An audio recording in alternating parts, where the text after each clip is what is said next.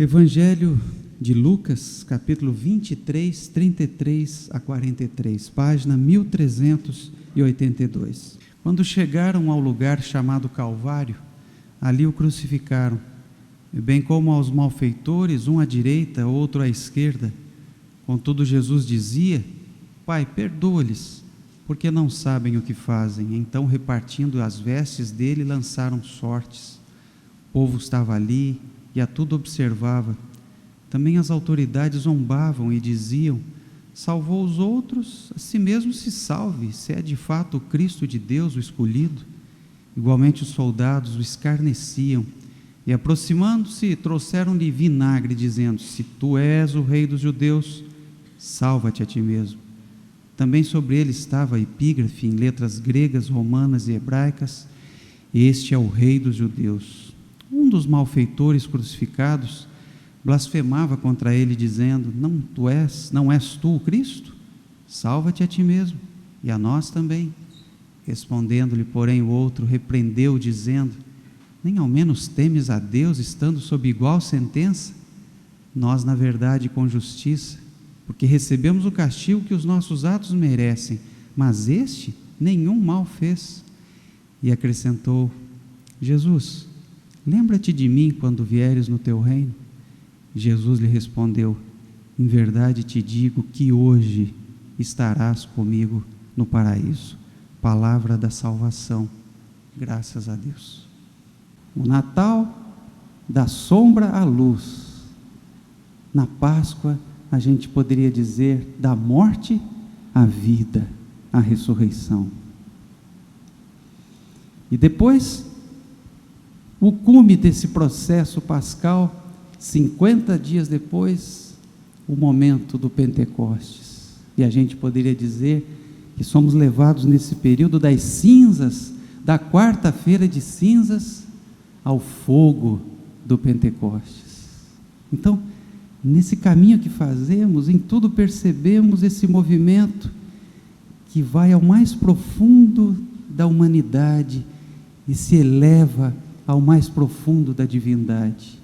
E hoje celebramos o Cristo como pleroma, a plenitude de todas as coisas. Então esse é o momento máximo para nós do ano. É um momento em que reconhecemos, depois de tudo isso, que Cristo dorme numa pedra, nesse banco. Cristo respira nas plantas. Cristo chora nos animais. Cristo toma consciência na sua vida, na minha vida, em cada vida humana. Tudo reflete, tudo espelha, tudo mostra Cristo. Ele é a plenitude de todas as coisas.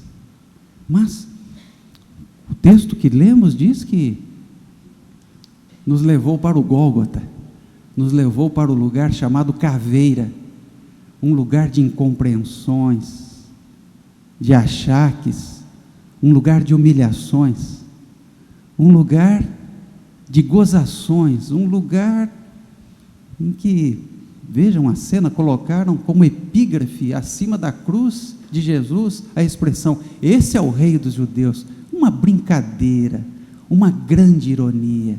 Esse é o rei dos judeus? Então, o que esse texto pode trazer para nós hoje, senão que a plenitude de Deus, a plenitude da vida, o ápice, o elemento mais absoluto dessa vida, a experiência mais divina que podemos fazer, de mais plenitude, é estar na presença de Deus, mas segundo os evangelhos, segundo a perspectiva da qual vivemos e somos testemunhas, estar na plenitude de Deus é estar nas periferias da vida, é estar na plenitude da vida, estar na plenitude de Deus, na presença de Deus, é, por incrível que pareça, perceber que nenhuma possibilidade de poder é possível. Não podemos nos salvar, não podemos nos libertar, não podemos escapar dessa contingência que é a vida, dessa vida que sabemos todos, é sim um Gólgota, sobretudo para aqueles que não a têm, aqueles que lutam por ela, aqueles que vivem nas periferias dessa existência. Estar na plenitude de Deus é o ápice do ano litúrgico, é perceber, é ser capaz de vencer todo o pedantismo, toda arrogância, toda a ideia que nos é transmitida, sobretudo no Ocidente, de poder, como se poder fosse domínio, controle.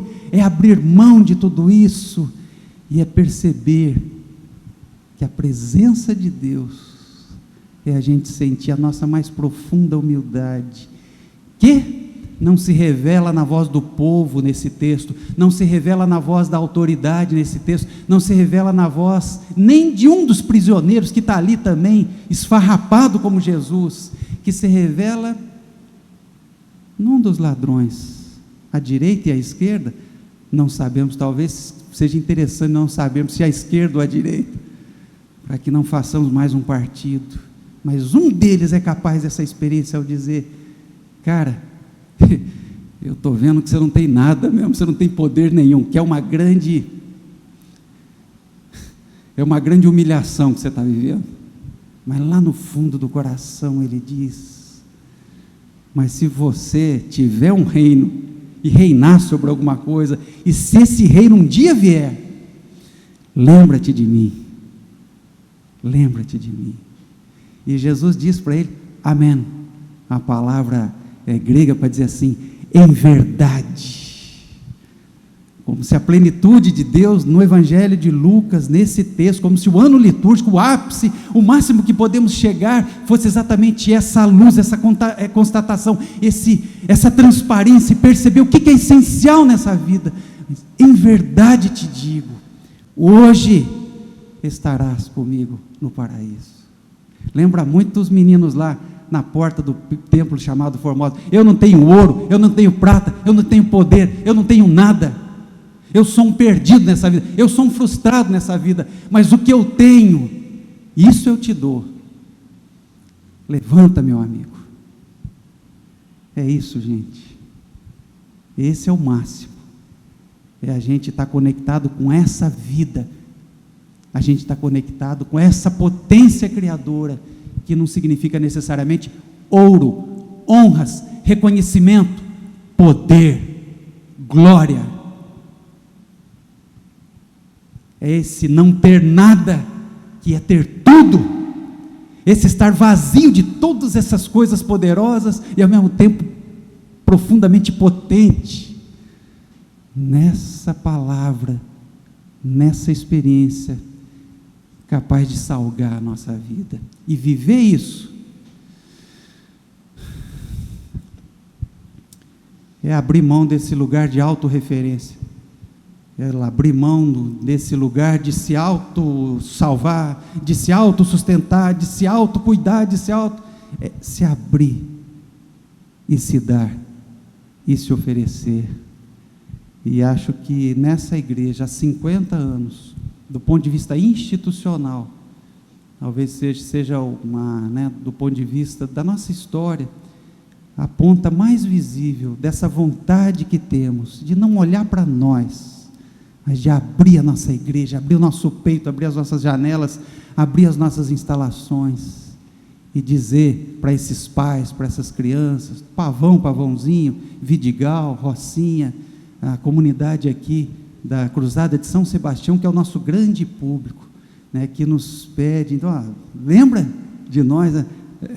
Nós não queremos colocar as nossas crianças numa creche só para dizer que tem um lugar para ficar, nós queremos mais, e é uma forma de dizer para essas pessoas: amém, em verdade te digo, vem para cá, que nós queremos dar um pouquinho do que nós somos para vocês, e oferecer alguma coisa para vocês, e salgar, dar um pouquinho da nossa vida para vocês. Esse trabalho tão lindo e que a gente precisa conhecer mais.